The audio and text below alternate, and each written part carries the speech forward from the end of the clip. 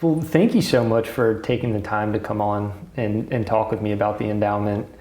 It's a really important part of our community, and I'm really excited to hear you tell us more about it today. Thank you very much for having me.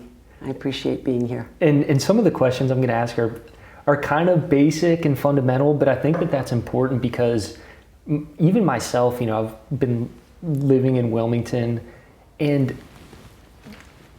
call it whatever it is, but there's so much that I don't know about it. And so I just like, to use this as an opportunity to help other people that might be as ignorant as I am to, truly understand what, about the endowment and what it does. And you bet. Ask away. It's really my pleasure to share more about who we are and what we do. Awesome. Well, let's start with, what is the endowment and how did it come into being and kind of what's the vision, mission and purpose of the organization? You bet. So the endowment is a foundation that was established when the county sold our new Hanover County Regional Medical Center to Novant. Right. And as part of that transaction, there was an agreement that a substantial part, the majority of the proceeds of the transaction would be endowed for the benefit of the new Hanover County community. Yeah. And so you may think of us as a philanthropy, as a foundation. That's what we are. Yep. And it was established specifically as a result of that important transaction by the county and Novant. Yep. The mission, which has not changed, we've been in existence now 5 years technically. That is to say, the foundation was incorporated 5 years ago, but the sale was in 2021. And the operations of the endowment really began in 2022. Got it. And the mission is to improve the health, education, safety, and economic opportunity of our new Hanover County community. All of our residents. That's our mission, and it has not changed despite the evolution of the organization and the work. Right. And so in the endowment, it's specifically for New Hanover County. Yes, it is. Right. Yes, it is, by our founding documents. Unbelievable. So, and what is the value of is it 1.4? That's a very good question, and you're getting at a very, very important point. Okay. And that is to say, the initial deposit, if you will, from the sale by the county to Novant was nearly 1.3 billion or so. But since then, we have received additional installments from the sale. So it's not atypical for transactions like that to see the majority of the dollars or the proceeds come in at the close of the transaction. But then there are lingering dollars that come in, and so the corpus on account of the proceeds of that sale are probably closer to $1.5 billion. And of course, the investments that have occurred since inception have contributed to the growth of the endowment, such that today the corpus is worth nearly $1.7 billion. Unbelievable. Yes, for a dedicated to the well-being of one county in the state of North Carolina, one county in any state, and so it is very unique in that regard. That is to say, it's these resources being the magnitude of the resources being dedicated to the population of New Hanover County is really quite unique. Absolutely, it is. And if I understand, it's part of the charter, part of the documents that 5% needs to be contributed each year or given away? Actually, so at the moment, 4%. 4%. And so at the moment, the endowment is a public charity. Okay. That is technical nomenclature, really internal, IRS code driven. Yep. By virtue of our status, and the regulations that apply to us deem us a public charity because over a certain percentage of our revenue comes from public sources. What happens is, for as long as that percentage comes from public source, I believe it's 33 1/3% comes from the public source, we are deemed a public charity. But once you start to move away from the public revenue generation. So as these deposits begin to end, right? We received the 1.2, 1.3, then received a little bit more and a little bit more. A little bit more this year. This year, I think we received 2 installments of 25 million. Okay. And so soon that'll stop. In fact, I think we are probably at the tail end of those receipts. Okay. In other words, all of those funds will have been distributed. Yep. And then what happens is the regulations start to track us over a 5-year period. Okay. And over those 5-year time, when our corpus is growing on account of private revenue sources, not public, we become a private foundation. Got it. Yes, and so what happens is pretty soon our only revenue source are the revenues generated from investment. Exactly. Right? And so in a few years' time, probably 2027, we become a private foundation. Why is that relevant? Well, because when we become a private foundation, the expectation of us will change. As a public charity, we are to give away no more than essentially 4% of our corpus. Okay. It's not quite that straightforward, but that is a good rounding description of the formula. It's called the unit trust calculation per our founding documents. Once we become a foundation, if that were to occur this year per IRS regulations, we would be mandated to give away at least 5%. So no more than 4, at least 5%. Okay. And that's actually a very important distinction. And you and I may talk a little bit about this later in our conversation. But I do believe that the nomenclature of private foundation does concern some of our residents.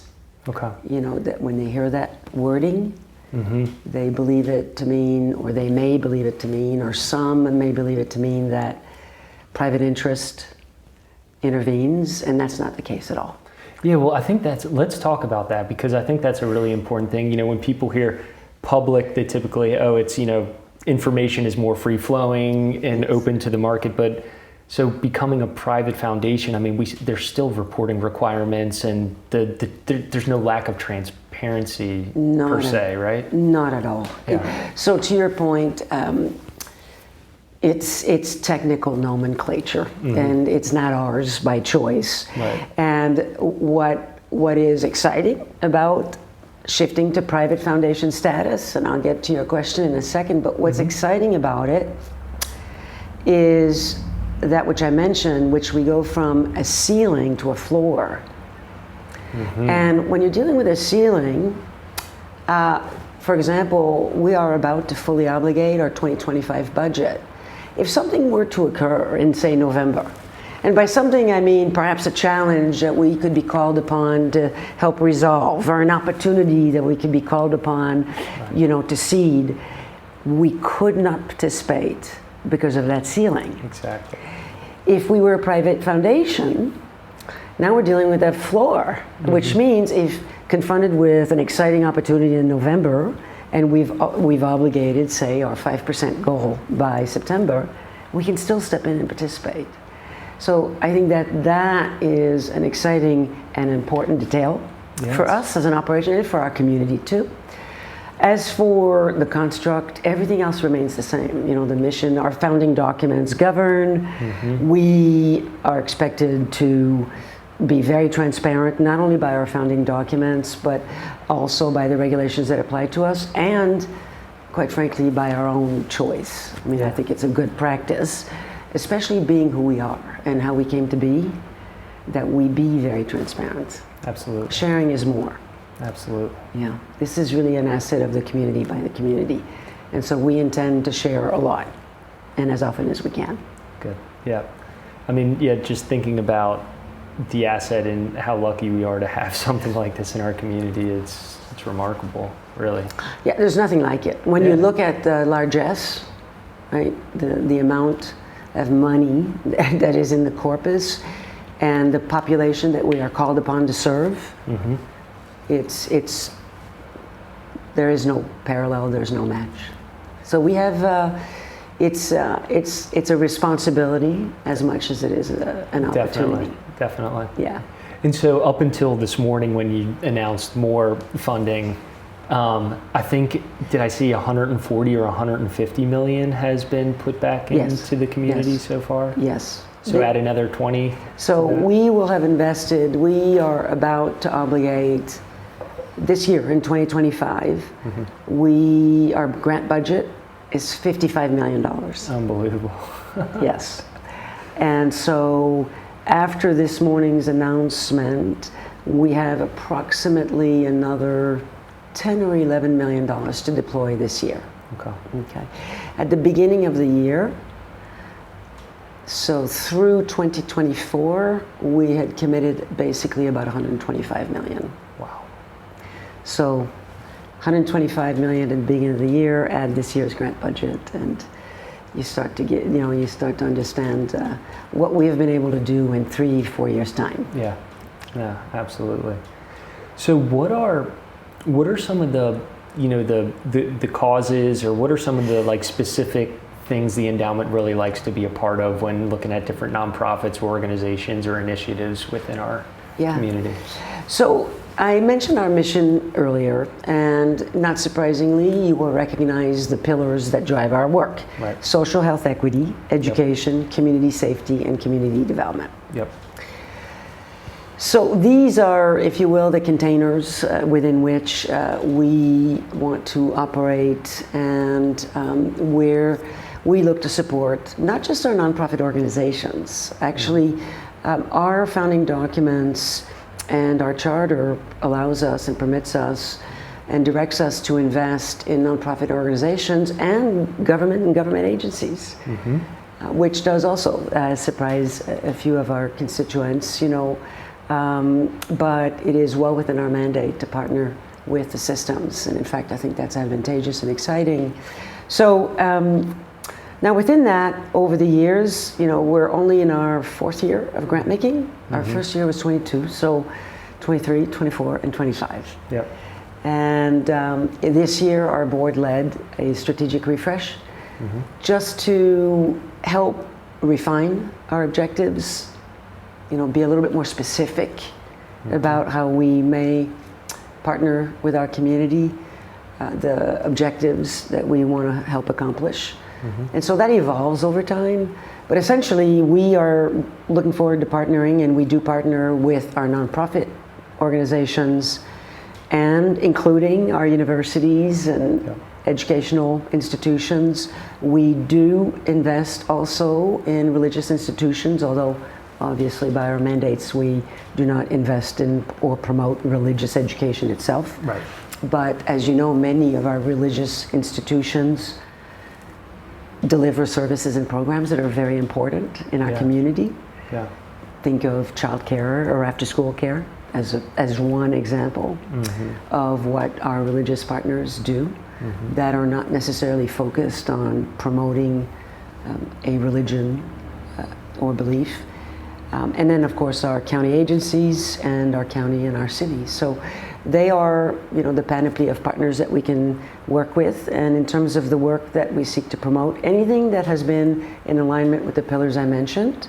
And now as we head into 2026, we're going to be looking for deeper alignment with those key priority areas. And so, for example, as of 2025, looking toward 2026, in social health, we are looking at prioritizing maternal infant health, mental health, and preventive health. Or preventive care, I should say. Yeah. Education, early childhood education, K through 12, with a focus on closing the achievement gaps. In community safety, focusing on youth development. And in community development, which undergirds all of that, right, as a foundation, if you think about the infrastructure of our community. But also they're looking to expand opportunities to recreational facilities for all residents of New Hanover County, and also promoting entrepreneurship and innovation. And I really love that as well. I figured that you would. And these are priority areas. Does it mean that we will not do other things? No, and the reason for that is not that we're going to be unfocused. I think it's just a recognition that to promote each of these outcomes, you have to do other things in partnership with a number of any other organizations that do work that indirectly support those outcomes. Absolutely. And then there are also the cross-cutting strategies, housing, food. You've heard me say, many have heard me say, we can promote early childhood education all we want, but if our children don't have a safe place to sleep, or they are not eating or eating well, it is very difficult to expect them to learn and thrive. Exactly. So we have to look at those cross-cutting strategies. So hopefully that gives you a sense of what we're doing. And it sounds from what you're saying that a lot of the investments that are being made are really around like empowering people and organizations and systems to help promote things in more of like a sustainable way, as opposed to like, hey, here's a check for $1 million, use it for what you need to do. Let's focus on, a sustainable system to help grow and improve our well-being. Yes, well, now you're touching on so many important topics, right? We speak of transformational change. Yes. For example. Yes. I think you were going to ask that question, I'm sure. Definitely. And really transformational change is about sustainable solutions, right? And there is nothing shameful about incremental progress, but transformation occurs with sustained solutions at scale. Right. So it's a both and, right? We will make grants right now that get money out into the field to make sure that the organizations that are doing the real work out there of promoting economic success for families or promoting opportunities for youth and youth employment or educational outcomes for children, childcare. I'm sure we'll talk more about that. And or the health and well-being of our residents. There's work actually happening on the ground right now in which we are investing. And at the same time, we want to also explore with these same partners how we may think larger, bigger, longer term. And are there strategies that we can help implement to do just that? Not just by growing that which they are already doing, especially if the work that they are doing is delivering on outcomes. So we can look at demonstrating what works and scaling that with what is actually happening on the ground here, but we can also look at what's happening elsewhere. What is happening in other places that is evidence building that we could bring here, adapt here, replicate here with our partners here. Absolutely. It also means, to your point, I think earlier in the framing of your question, and I know you'll understand that fully given what Capone & Associates does, and that's capacity building, right? Some organizations they don't necessarily have all the resources, that they need to be their most, optimal and efficient organizationally, but they deliver and they have the potential to deliver real services and programs for youth and families on the ground. And so how can we help them build their capacity? Right. And so we wonder if we expect our grantees to report to us on data, if we expect our grantees to implement data collection agendas so that we can demonstrate outcomes, then we should wonder, do they have the capacity to do that? And how may we invest in their capacity to do that? You deliver fractional service, you help to deliver fractional services to startups and other organizations. Yep. And not every nonprofit has all of the resources to deliver on those basic corporate functions. How may we help to solidify those while at the same time enabling the programs and the services that they are frankly delivering with their being? Absolutely. Their being. And so the capacity building component is really, really important. I was literally about to bring that up because I was going to say, capacity building is this like buzzword, or that's what I hear a lot about. And you explained that perfectly. But again, it's like, it sounds very, very intuitive to say, hey, we're going to give you this money, but there's a lot more that has to come about from us just giving you money. Like, we've got to build a team and Yes. in processes and systems so that we can understand how we're deploying this and the impact that we're having on the community. 100%. And it can look like so many things. And we intend, it's going to take time, Yep. even for us to develop what I may call a portfolio or a body of work that is capacity building focused. Right. That may mean helping an organization undergo a strategic planning effort, right? It may mean strengthening an organization's board, right? It may mean the delivery of resources to help organizations partner with one another, right? Not that organizations aren't collaborating, but resources are scarce, and organizations are laser focused on their mission, the day-to-day, right? And how can we help create a space for them to wonder, here's what I'm doing here, here's what you're doing here, and we may or may not see the same clients, I will call them, loosely speaking. But if we do, what is the experience of that client coming through the doors of your organization and coming through our doors, and how might we explore strengthening the system? Absolutely. So, so going further than the capacity building and the funding, how does the endowment support organizations kind of like after, the funding, and what kind of, tell me a little bit about you bet. So, there's grant making. That is one tool in our toolbox. Yep. And I think that's what you and I are going to talk a little bit about now. Yep. And some of that grant making may include capacity building. But there are grants that go to operations. There are grants that go to programs and services too. Right? There are grants that go to capital projects.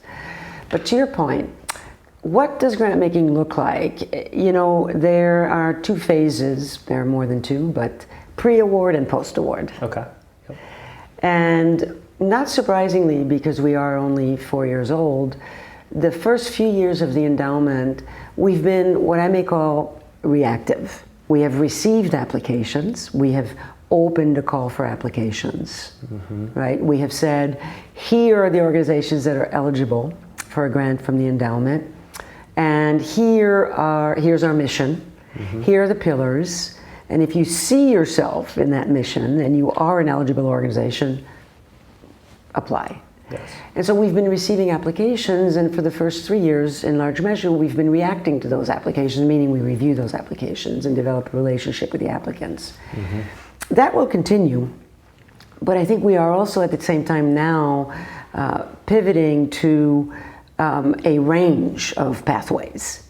One pathway may well be an open call for applications, but other pathways will include the opportunity for us to get on the ground and to seek out our partners, including grantees with whom we've been working for years, and really deepening our relationship with them and seeing and discussing with them how does their work fit not only within the mission, but how will their work advance the refreshed objectives.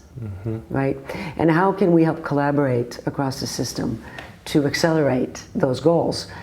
Now, in either case, what it means is a lot of conversations, lot of conversations. My team is meeting with partners every day, all day.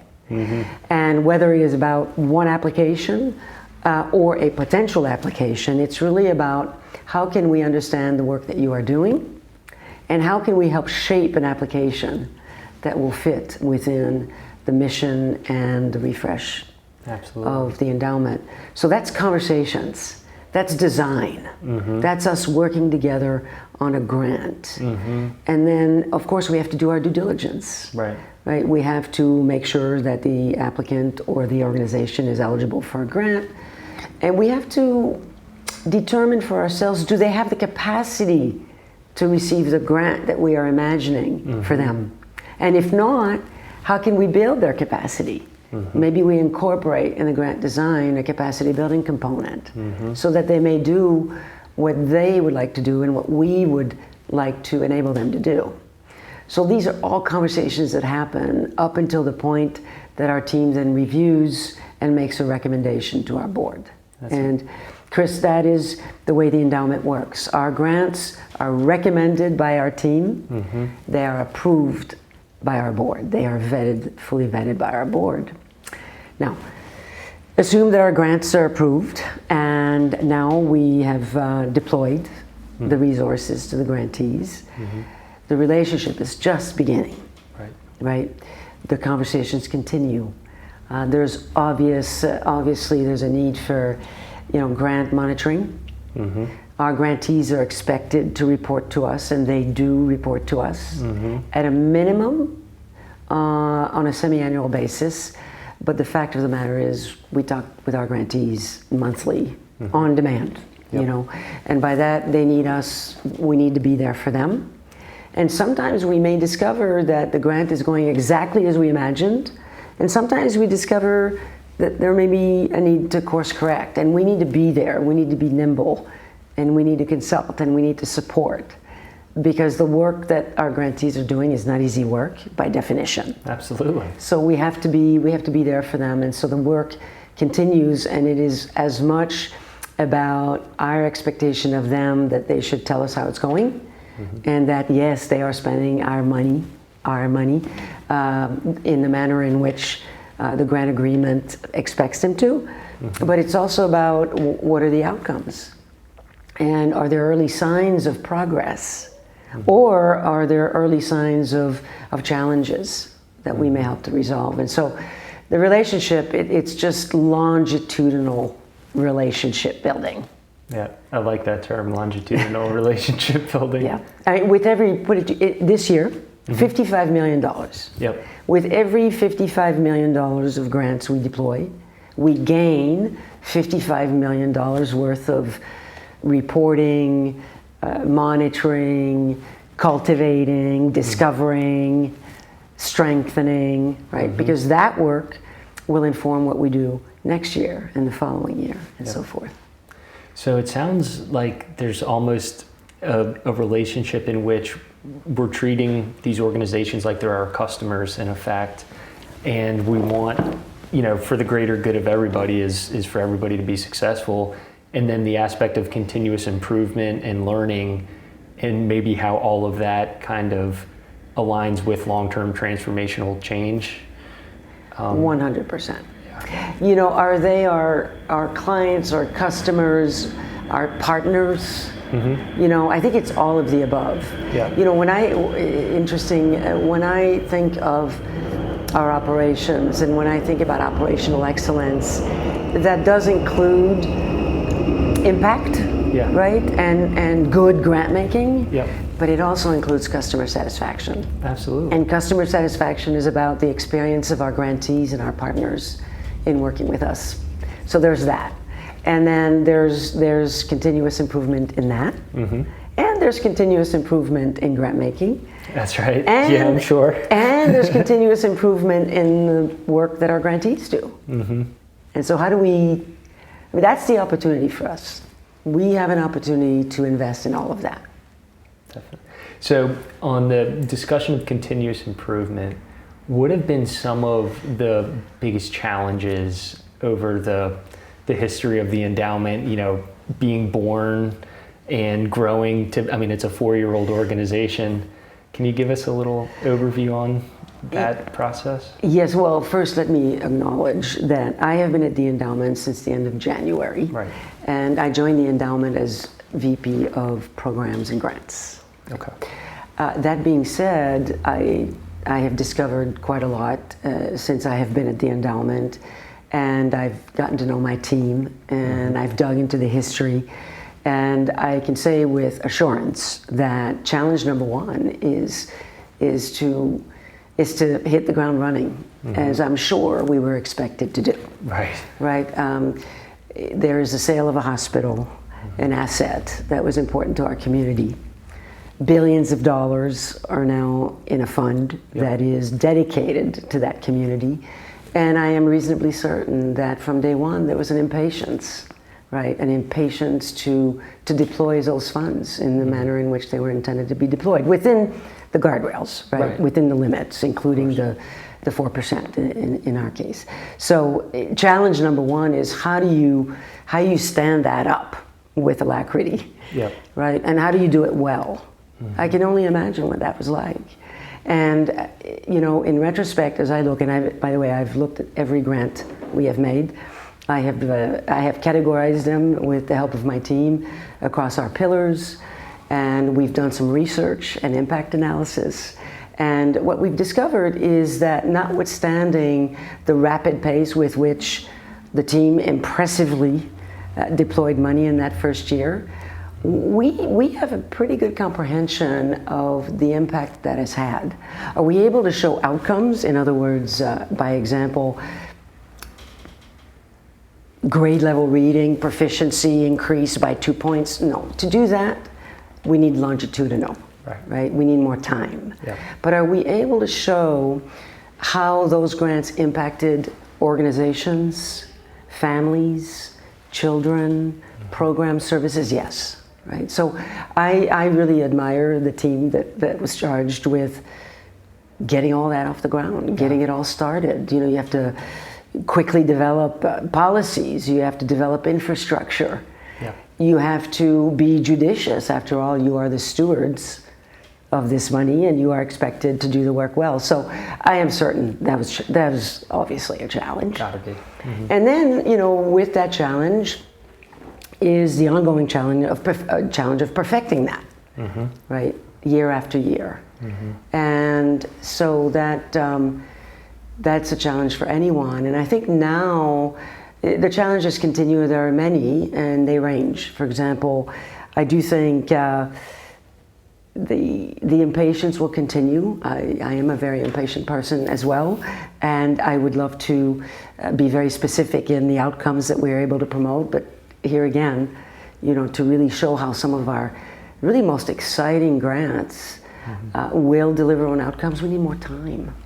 And that's a challenge, and the challenge there is just expectation setting. Exactly. And it's expectation setting internally, right, and externally, right.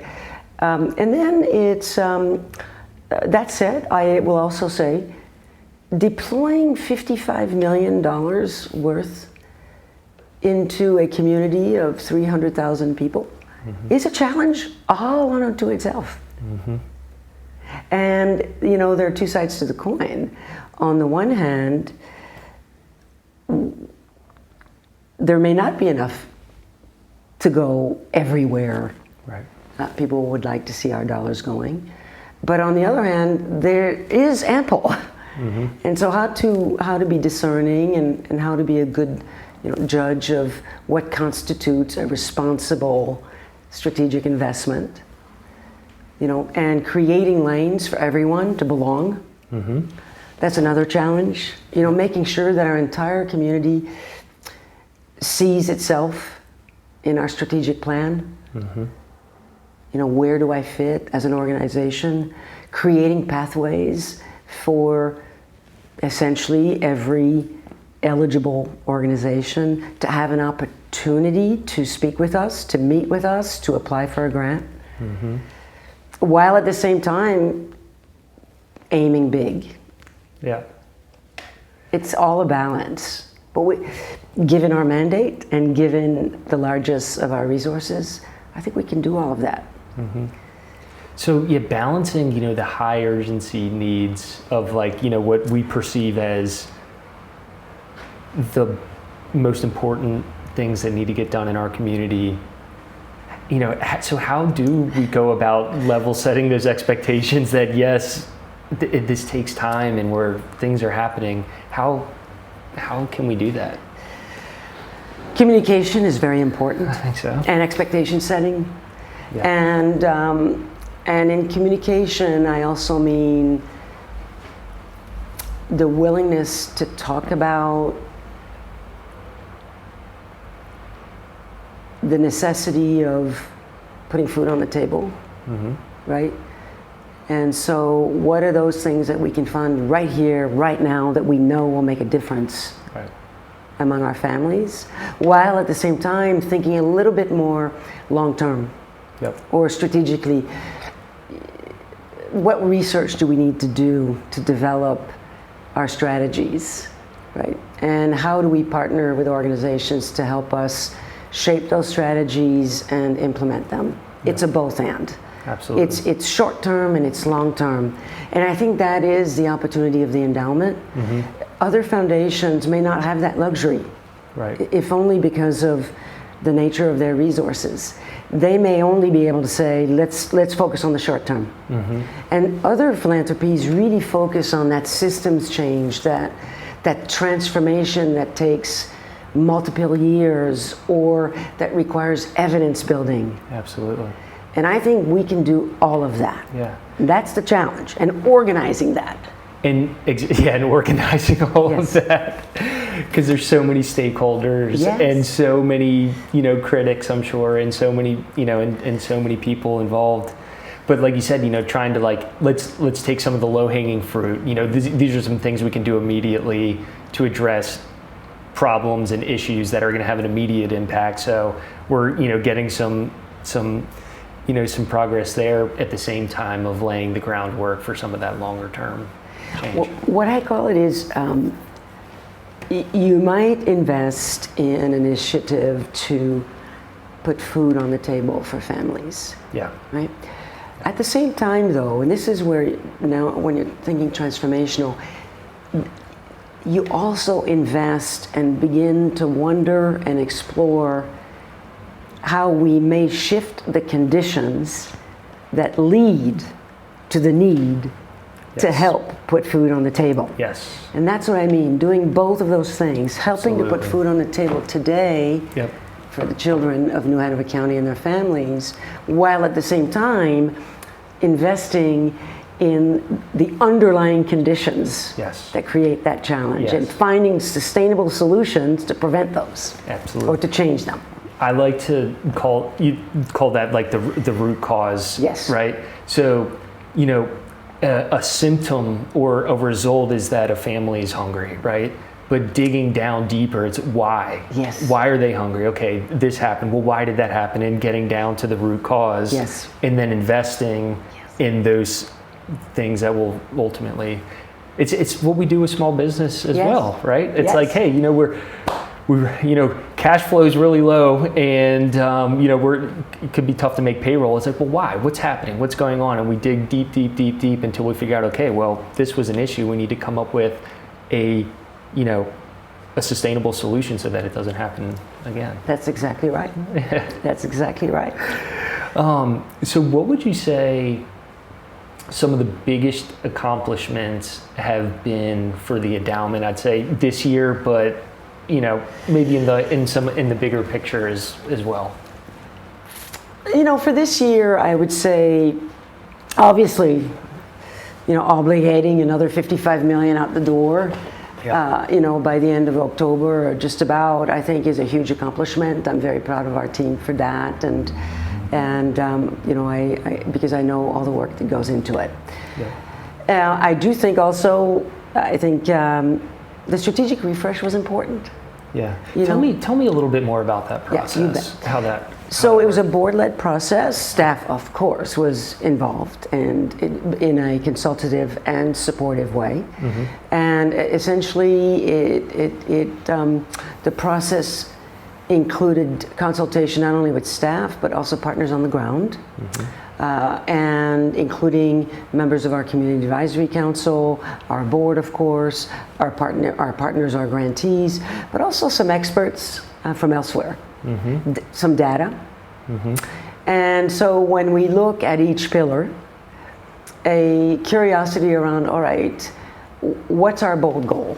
What do we want to do or accomplish in the next 4 to 5 years? What needles do we want to move?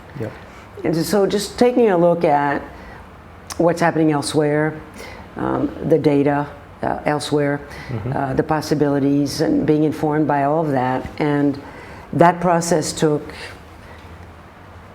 just about 5 months, or maybe short of 5 months. And it landed us on those specific focus areas I mentioned earlier. So in social health equity, mental health, maternal infant health, and preventative care. And in education, early childhood education, K through 12, closing achievement gaps. In community safety, youth development. I want to pause there.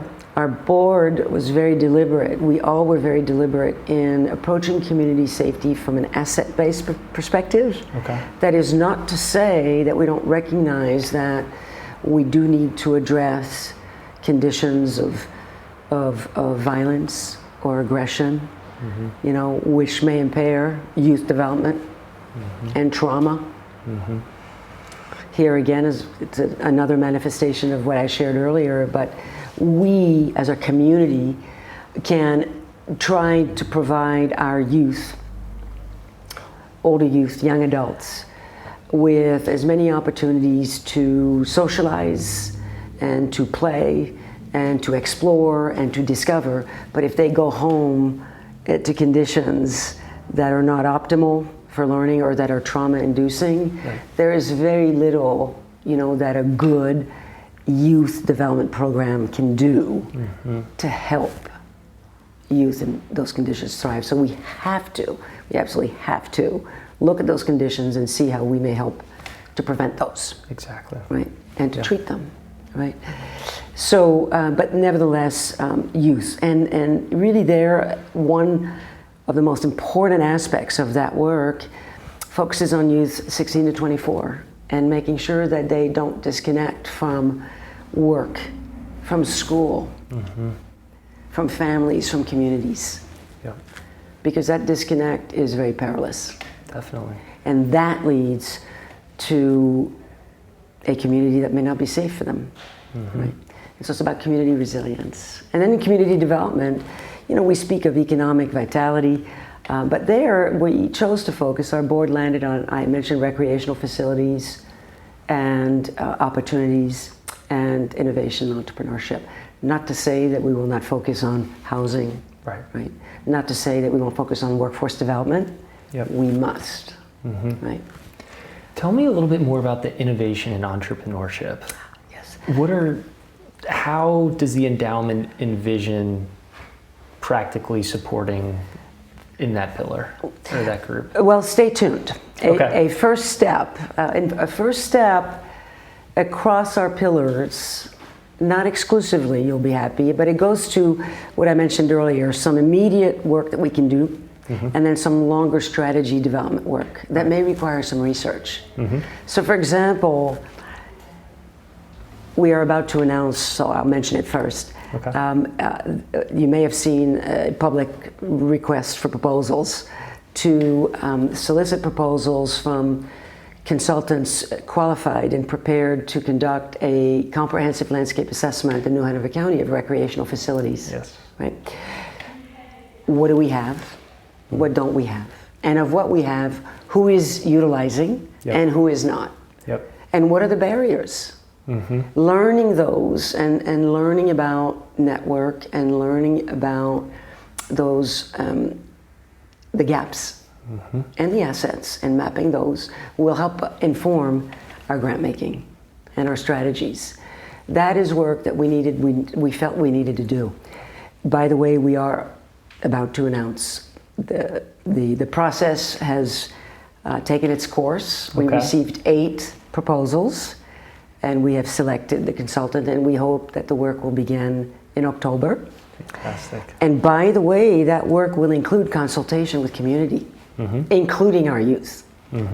Absolutely. Community voices will be central to that process, right? So it's not just technical mapping, GPS work, but it's not just technical looking at transportation and other barriers or access points, but it's also learning from community, right? And so that will be an important process. Similarly, with entrepreneurship and innovation, actually, we do intend to do some research And we know entrepreneurship and innovation are happening. Absolutely. In New Hanover County. Yep. We know that. What we would like to better understand is, are those efforts fragmented? Are they siloed? Mm-hmm. Is there an opportunity to build upon them? Mm-hmm. How different are they from each other? And they will be different from each other. There's no question about it. If you think about the blue economy, the green economy, the food, there's innovation and entrepreneurship will span industries, right?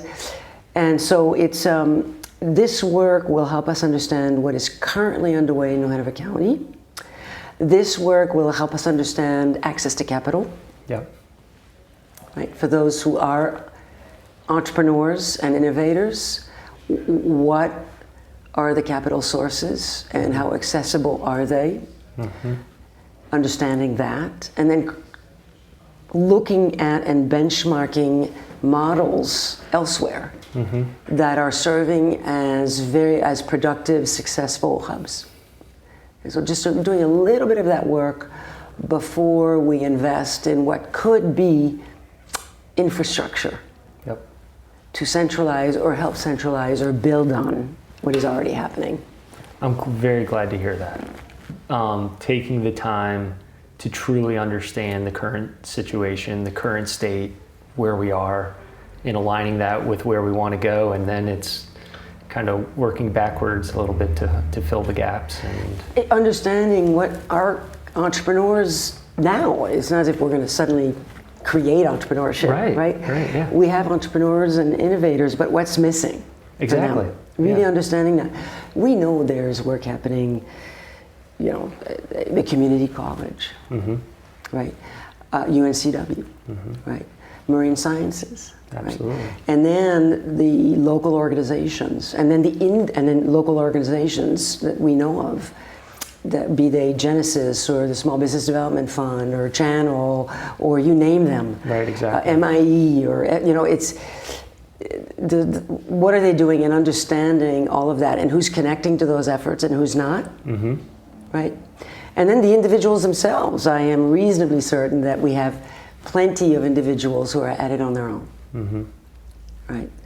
And so just better understanding that and doing that work. So stay tuned on that. Good. Yeah, I'm excited to hear about that, as well as everything else that you've talked about.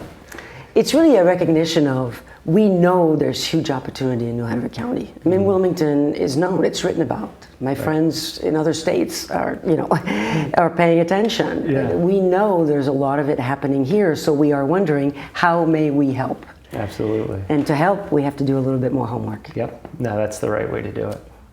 So as we kind of wind down here, is there anything that I didn't ask or forgot to bring up that you think would be important to share with the community? Well, thanks for that. I think one of the questions was, what are some of the questions that we get often, or that I would like to address most often? Okay. There are plenty, and you've asked very good questions, and I thank you for that. We talked about the private-public nomenclature. I really, it's important to talk about that because of, unfortunately, the connotation that the wording carries. But we talked about it, so we've settled that. Good. When we become a private foundation, our mandate will not change. We will be of the community and for the community, and there won't be any less transparency or anything of that nature. No, and as a matter of fact, you asked earlier, if I may, some of our greatest accomplishments. I think our communications are improving, and I think we will continue to improve them. How may we be more communicative? And I can use the word transparent. It's just that sometimes when people use that word, some may think it implies that my predecessors were not transparent. Right. It's not that at all. How may we be more communicative? Yep. Forgive my English, better communicative, and I think we continue to improve in that regard. The other question that I think is really important, it goes to our founding documents. Okay. You asked earlier about who we are and how we came to be, and you've asked about our mission. Our founding documents are very, very clear in the opportunity to and the mandate to partner with our county. And sometimes I think people are surprised that we would deploy resources either to or through our government agencies. And our founding documents, the asset purchase agreement and our founding documents are very clear that some of the things that we can do and that we are expected to do is to A, partner with our county, B, align with our county strategic plan, and the opportunity to augment that which the government can do. Never supplant. Our documents are very clear about that. The endowment is not a fund that is intended to replace what our government functions are.